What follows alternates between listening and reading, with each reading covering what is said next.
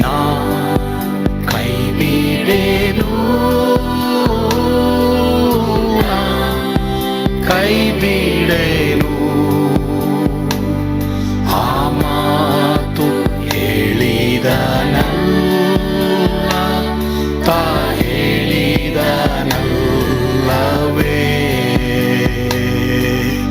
ನಾ ಕೈ ಬಿಡೆನು,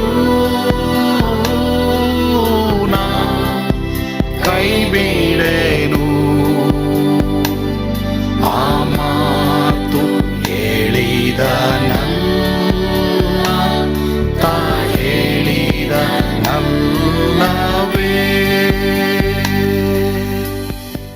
ಕರ್ತನ ಪರಿಶುದ್ಧ ನಾಮಕ್ಕೆ ಸ್ತೋತ್ರವಾಗಲಿ. ಏಸು ಕೈಬಿಡನೋ ದೈವಿಕ ಸಂದೇಶಕ್ಕೆ ನಿಮ್ಮೆಲ್ಲರನ್ನ ಸ್ವಾಗತಿಸ್ತೇನೆ. ಈ ದಿನ ಸತ್ಯವೇದದ ಧ್ಯಾನಕ್ಕಾಗಿ ಆರಿಸಿಕೊಂಡಿರುವಂತ ಸತ್ಯವೇದ ಭಾಗ ಕೀರ್ತನೆ 34ನೇ ಅಧ್ಯಾಯ 15ನೇ ವಚನ. ಯೆಹೋವನು ನೀತಿವಂತರನ್ನು ಕಟಾಕ್ಷಿಸುತ್ತಾನೆ, ಅವರು ಮೊರೆ ಇಡುವಾಗ ಕಿವಿಗೊಡುತ್ತಾನೆ. ನಾನು ನಿಮ್ಮೊಟ್ಟಿಗೆ ಮಾತನಾಡುವಂತ ವಿಷಯ, ಆತನು ನಿಮ್ಮ ನೋವನ್ನ ನೋಡುತ್ತಾನೆ ಮತ್ತು ಅರ್ಥ ಮಾಡಿಕೊಳ್ಳುತ್ತಾನೆ. ನಿಮ್ಮ ನೋವನ್ನ ನೋಡುತ್ತಾನೆ ಮತ್ತು ಅರ್ಥ ಮಾಡಿಕೊಳ್ಳುತ್ತಾನೆ.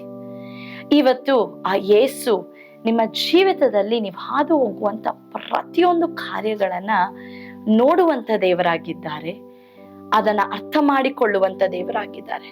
ಇವತ್ತು ನಿಮ್ಮ ಜೀವಿತದಲ್ಲಿ ಯಾವುದೋ ಒಂದು ನೋವು, ಯಾವುದೋ ಒಂದು ದುಃಖ, ಯಾವುದೋ ಒಂದು ಕಣ್ಣೀರು ನಿಮ್ಮ ಜೀವಿತದಲ್ಲಿ ಏನೋ ಒಂದು ಕಷ್ಟವನ್ನ ತಂದಿರುವಂತದ್ದಾಗಿರ್ಬೋದು.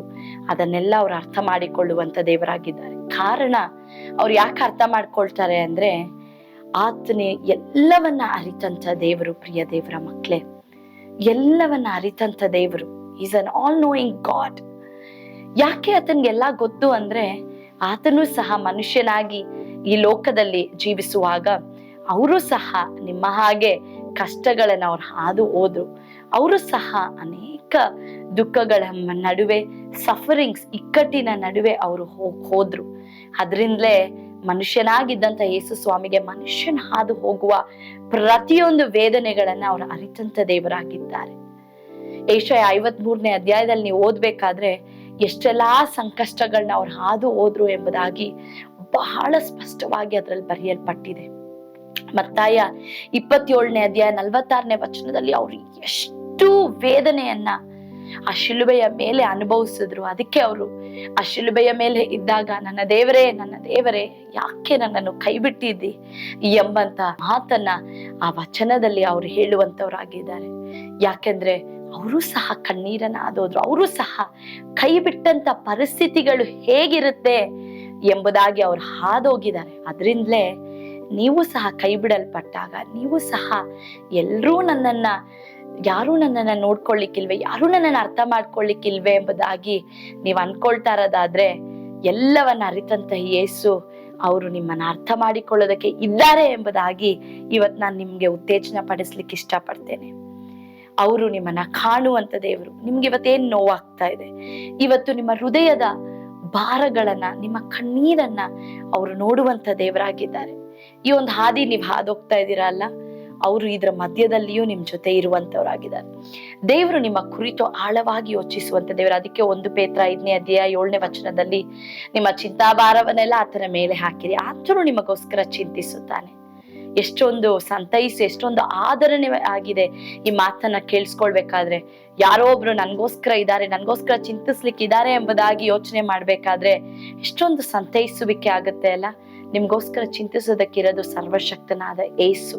ಅವ್ರು ನಿಮ್ಗೋಸ್ಕರ ಚಿಂತಿಸ್ತಾ ಇದ್ದಾರೆ. ಇವತ್ತು ನಿಮ್ ಹೃದಯದಲ್ಲಿ ಏನ್ ಭಾರವನ್ನ ಹೊತ್ಕೊಂಡಿದ್ದೀರಾ, ನಿಮ್ಮ ಹೃದಯದಲ್ಲಿ ಯಾವ್ದರ ಕುರಿತು ಭಾರವನ್ನ ಹೊತ್ಕೊಂಡವರಾಗಿ ಹೃದಯದಿಂದ ನೀವು ಗೋಳಾಡ್ತಾ ಇದ್ದೀರಾ, ಅಳ್ತಾ ಇದ್ದೀರಾ, ಅವರು ನಿಮ್ಗೋಸ್ಕರ ಚಿಂತಿಸ್ತಾ ಇದ್ದಾರೆ. ಇವತ್ತೊಂದು ವೇಳೆ ನಿಮ್ಮ ಜೀವಿತ ಒಂದು ವೇಳೆ ಕಟ್ಟಕಡೆಯ ಒಂದು ಸ್ಥಳಕ್ಕೆ ಬಂದಿರ್ಬೋದು, ಆದ್ರೆ ಅವ್ರು ನಿಮ್ ಮೇಲೆ ಇಟ್ಟಂತ ಪ್ರೀತಿಯನ್ನ ಯಾರೂ ಸಹ ಅಲ್ಗಾಡಿಸ್ಲಿಕ್ಕೆ ಆಗೋದಿಲ್ಲ, ಯಾರೂ ಸಹ ನಿಮ್ಮಿಂದ ತೆಗೆಯೋದಕ್ಕಾಗೋದಿಲ್ಲ. ಅದರಿಂದಲೇ ಯೆಶಾಯ 54ನೇ ಅಧ್ಯಾಯ 10ನೇ ವಚನದಲ್ಲಿ ಈ ರೀತಿಯಾಗಿ ಬರೆಯಲ್ಪಟ್ಟಿದೆ, ಬೆಟ್ಟಗಳು ಸ್ಥಳವನ್ನು ಬಿಟ್ಟು ಕದಲಿಯಾವು, ಗುಟ್ಟಗಳು ಕದಲಿಯಾವು, ಆದರೆ ನಿನ್ನ ಮೇಲೆ ಇರುವಂತ ನನ್ನ ಕೃಪೆಯೋ ಅದು ಬಿಟ್ಟು ಹೋಗದು, ಸಮಾಧಾನದ ನನ್ನ ಒಪ್ಪಂದವು ಕದಲದು ಎಂದು ನಿನ್ನನ್ನು ಕರುಣಿಸುವ ಯೆಹೋವನು ಅನ್ನುತ್ತಾನೆ. ಎಂತ ಪರಿಸ್ಥಿತಿ ಆಗಿರ್ಬೋದು ಇವತ್ತು ನಿಮ್ ಜೀವಿತದಲ್ಲಿ, ದೇವರು ಅದನ್ನ ಕಂಟ್ರೋಲ್ಗೆ ತೆಗೆದುಕೊಳ್ತಾರೆ. ಯಾವ ಕಾರ್ಯವೂ ಆತನ ಜ್ಞಾನ ಇಲ್ಲದೆ, ಆತನ ತಿಳುವಳಿಕೆ ಇಲ್ಲದೆ ನಿಮ್ಮ ಜೀವಿತದಲ್ಲಿ ಆಗೋದಿಲ್ಲ. ನೀವು ಎಷ್ಟೊಂದು ಪ್ರೆಷಿಯಸ್ ಗೊತ್ತಾ ಅವರ ದೃಷ್ಟಿಯಲ್ಲಿ. ಮತ್ತಾಯ 10ನೇ 29ನೇ 31ನೇ ಧ್ಯಾನಿಸಿ ನೋಡ್ಬೇಕಾದ್ರೆ, ಒಂದು ಗುಬ್ಬಿಗೆ ದೇವರು ಆ ಗುಬ್ಬಿಯ ಕುರಿತು ಚಿಂತಿಸ್ತಾರಂತೆ. ಆ ಗುಬ್ಬಿಗೆ ಏನ್ ಬೇಕೋ ಅದನ್ನ ಒದಗಿಸ್ಕೊಡ್ತಾರೆ ಅಂತೆ. ಹಾಗಾದ್ರೆ ಗುಬ್ಬಿಗಳಿಗಿಂತ ನೀವು ಹೆಚ್ಚಿನವರು. ನಿಮ್ಮ ತಲೆ ಕೂದಲಲ್ಲಿ ಎಲ್ಲವೂ ಸಹ ಎಣಿಕೆಯಾಗಿವೆ ಎಂಬುದಾಗಿ ಆ ವಚನದಲ್ಲಿ ಬರೆಯಲ್ಪಟ್ಟಿದೆ. ಕರ್ತನ ಕಣ್ಣುಗಳು ಗುಬ್ಬಿಯ ಮೇಲೆ ಇರೋದಾದ್ರೆ, ಆ ಕರ್ತನ ಕಣ್ಣುಗಳು ನಿಮ್ಮ ಮೇಲೆ ಇನ್ನು ಎಷ್ಟು ಹೆಚ್ಚಿನದಾಗಿದೆ ಎಂಬುದಾಗಿ ನೀವು ಯೋಚನೆ ಮಾಡಿ ನೋಡ್ರಿ. ಗುಬ್ಬಿಗಿಂತ ಶ್ರೇಷ್ಠರಾದವರು ನೀವು, ಒಂದು ಗುಬ್ಬಿಗಿಂತ ವಿಶೇಷವಾದವರು ನೀವು. ಹಾಗಾದ್ರೆ ಕರ್ತನ ಕಣ್ಣು ನಿಮ್ಮ ಮೇಲೆ ಇರುವಂತದ್ದಾಗಿದೆ. ನಿಮ್ಮನ್ನ ಅವ್ರು ನೋಡ್ತಾ ಇದ್ದಾರೆ ಪ್ರಿಯ ದೇವರ ಮಕ್ಕಳೇ. ನಿಮ್ಮ ಕಷ್ಟವನ್ನ ಅವ್ರು ಅರ್ತಿದ್ದಾರೆ ಪ್ರಿಯ ದೇವರ ಮಕ್ಕಳೇ. ನಿಮ್ಮ ವೇದನೆಯನ್ನು ಅವ್ರು ಅರ್ತಿದ್ದಾರೆ. ಆದ್ರಿಂದ ನೀವು ಒಂದು ಮಾತ್ರ, ಈ ಜೀವಿತದ ಕಣ್ಣೀರು ಏನಾಗುತ್ತೋ ಎಂಬುದಾಗಿ ನೀವು ಯೋಚನೆ ಮಾಡ್ತಾ ಕುಳಿತಿರೋದಾದ್ರೆ, ಆತನ ಕರಗಳು ನಿಮ್ಮನ್ನ ನಡೆಸಲಿಕ್ಕೆ ಶಕ್ತವಾಗಿದೆ. ಆತನ ಬಲ ನಿಮ್ಮ ಆತ್ಮವನ್ನ, ನಿಮ್ಮ ಪ್ರಾಣವನ್ನ ಬಲಪಡಿಸ್ಲಿಕ್ಕೆ ಶಕ್ತನಾಗಿದೆ. ನಿಮ್ಮನ್ನ ಎಲ್ಲ ಸಮಯಗಳಲ್ಲಿ ಅವ್ರ ಜೊತೆಗಿದ್ದು ನಡೆಸ್ತಾರೆ. ಧೈರ್ಯವಾಗಿರಿ. ಪ್ರಾರ್ಥನೆ ಮಾಡೋಣ. ಪ್ರೀತಿಯುಳ್ಳ ದೇವರೇ, ಇವತ್ತು ಎಷ್ಟು ಅಂದವಾಗಿ ನಮಗೆ ಹೇಳಿದಿರಪ್ಪ, ಗುಬ್ಬಿಗಳಿಗಿಂತ ಹೆಚ್ಚಿನವರು ನೀವು ಎಂಬುದಾಗಿ. ನಿಮ್ಮ ಕಣ್ಣುಗಳು ನಮ್ಮನ್ನ ನೋಡ್ತಾ ಇದೆ, ಅದಕ್ಕಾಗಿ ಸ್ತೋತ್ರ. ಇವತ್ತು ಈ ಒಂದು ವಾಕ್ಯವನ್ನ ಕೇಳ್ತಾ ಇರುವಂತ ನಿನ್ನ ಮಕ್ಕಳನ್ನ ಸ್ವಾಮಿ, ನೀವು ಕಾಣುವಂತ ದೇವರಾಗಿದ್ದೀರಾ, ನೀವು ಅರ್ಥ ಮಾಡಿಕೊಳ್ಳುವಂತ ದೇವರಾಗಿದ್ದೀರಾ. ಈಗೋ ಸ್ವಾಮಿ, ದೇವರೇ ಸ್ವಾಮಿ, ಅವರು ನಿಮ್ಮನ್ನ ನೋಡುವಾಗ, ನಿಮ್ಮ ವಾಕ್ಯಗಳನ್ನ ಧ್ಯಾನಿಸುವಾಗ, ದೇವರೇ ಕರ್ತನೆ ಸ್ವಾಮಿ, ಅಪಾರಾಜನೆ ನಿಮ್ಮ ಪ್ರೀತಿಯನ್ನ ಇನ್ನು ಆಳವಾದ ರೀತಿಯಲ್ಲಿ ಅವ್ರು ಅರ್ಥ ಮಾಡಿಕೊಳ್ಳುವಂತೆ, ಅವರು ಧೈರ್ಯ ಹೊಂದುವಂತೆ ಸ್ವಾಮಿ ನೀವು ಸಹಾಯ ಮಾಡಿ ನಡೆಸ್ರಿ ರಾಜ. ಅವರ ಕಣ್ಣೀರು, ಅವರ ದುಃಖ, ಅವರ ವೇದನೆ ಸ್ವಾಮಿ ದೇವರೇ ರಾಜನೇ ನೀವು ನೀಗಿಸಿ ಒಂದು ಆನಂದವನ್ನ, ಆ ಕೃಪೆಯನ್ನ ಅವರ ಜೀವಿತದಲ್ಲಿ ಕರ್ತನ ಸಮಾಧಾನದ ಒಪ್ಪಂದವನ್ನ ದೇವರೇ ಅವರು ಅನುಭವಿಸುವಂತೆ ಸಹಾಯ ಮಾಡು. ರಕ್ತಕೋಟೆಯೊಳಗೆ ಮರೆ ಮಾಡಿಕೊಪ್ಪ. ಯೇಸುವಿನ ಹೆಸರಿನಲ್ಲಿ ಪ್ರಾರ್ಥಿಸಿ ಬೇಡಿ ಹೊಂದಿದ್ದೇವೆ ತಂದೆಯೇ, ಆಮೇನ್. ಕರ್ತನು ತಾನೇ ನಿಮ್ಮೆಲ್ಲರನ್ನು ಆಶೀರ್ವದಿಸಲಿ. ಸ್ವರ್ಗದ ಆನಂದ ನಿಮ್ಮೆಲ್ಲರ ಹೃದಯದಲ್ಲಿ ತುಂಬಿ ತುಳುಕಲಿ. ಆಮೇನ್.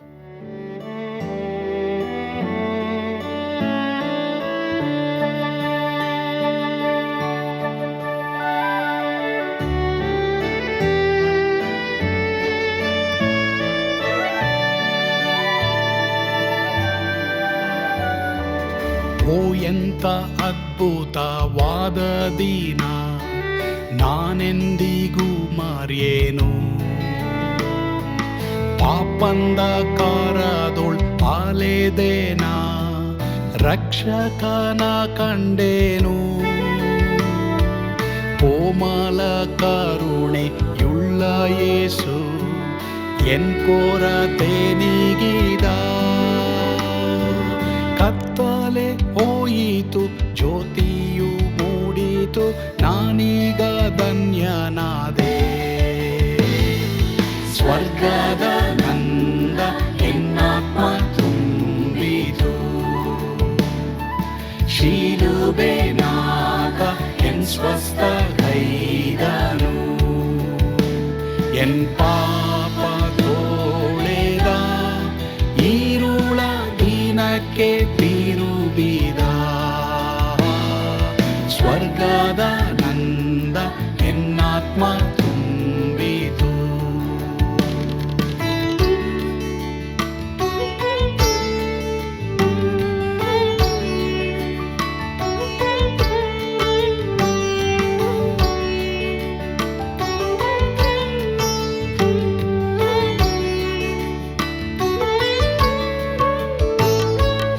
ಆತ್ಮನ ನೂತನ ಜನ್ಮದಿಂದ ದೇವಪುತ್ರನಾದೇನು. ನೀತಿ ನಿರ್ಣಯವ ಹೊಂದಿದೇನು, ಭಾಗ್ಯವಂತನಾದೇನು. ಪಾಪಾತ್ಮನಾಗಿ ನಾ ಬಂದಾಗಲೇ ಆಶೀರ್ವಾದ ಸಿಕ್ಕಿತು. ಕೃಪೆಯ ಮೂಲವೇ ರಕ್ಷಣೆ ಹೊಂದಿದೆ, ಸುನಾಮ ಕೊಂಡಾಡುವೆ. ಸ್ವರ್ಗದ ನಂದ ಎನ್ನಾತ್ಮ ತುಂಬಿತು.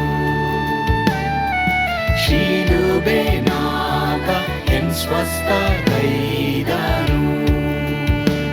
ಎನ್ ಪಾಪ ತೋಳೆದ ಈರುಳ ದಿನಕ್ಕೆ ತಿರುಗಿದ.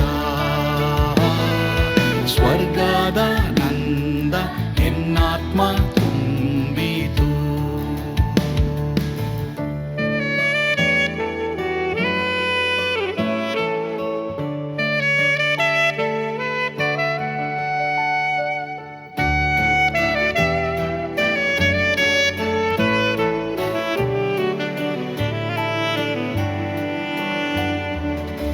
ಅನಂತ ನಿರೀಕ್ಷೆ ಏನಾಗಿದೆ, ಕಾಲವು ತೀರಲಾಗಿ.